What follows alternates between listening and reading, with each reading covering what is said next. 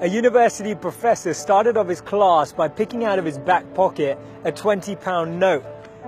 And in this lecture hall of about 200 people, he asked, how many of you would like this note? Naturally, all 200 hands went up. He said, interesting.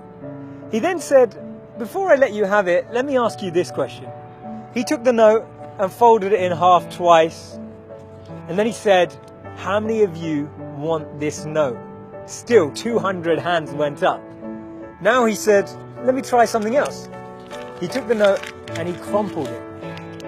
He said, how many of you want this note now? Still, 200 hands went up. Finally, he chucked the note on the floor. He screwed it with his shoe and crumpled it even more, picked it back up, now with dirt, and said, how many of you want this note? All 200 hands were still up. He said, today you've learnt an important lesson.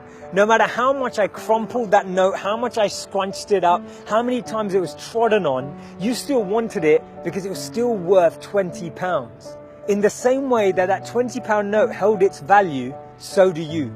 No matter how many times life will tread on you, life will crumple you, life will scrunch you, and life will squeeze you, you will always keep your value, that spark within us all of bliss, knowledge, and eternity that exists. That spark will never be taken away.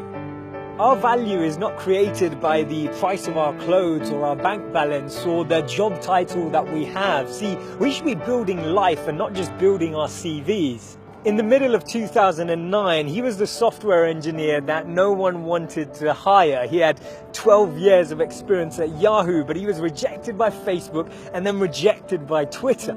He'd been to a great university. He had a great CV. But he decided to team up with one of his alumni members at Yahoo and started to create an app and focus on the startup space.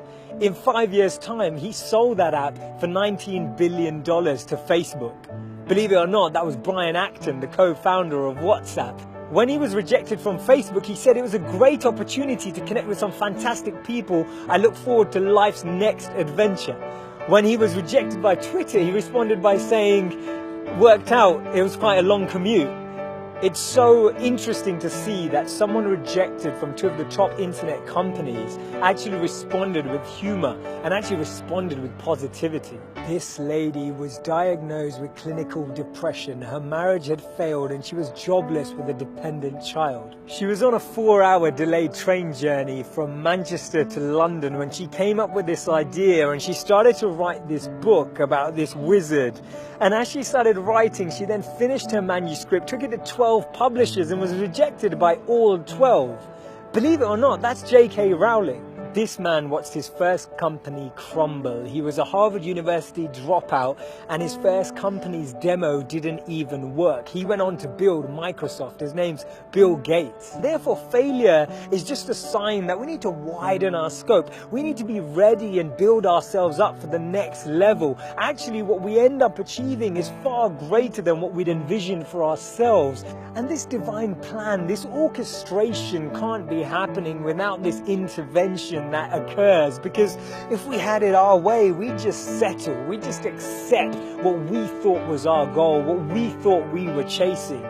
But actually, I've noticed that when you don't get that, later down the line, you look back and you reflect and realize that what you've gained is so much greater. Failures are only failures when we don't learn from them, because when we learn from them, they become lessons, and we actually extrapolate all of these teachings and actually get more insight into how we can improve the way we work and how we can actually drive with a different energy.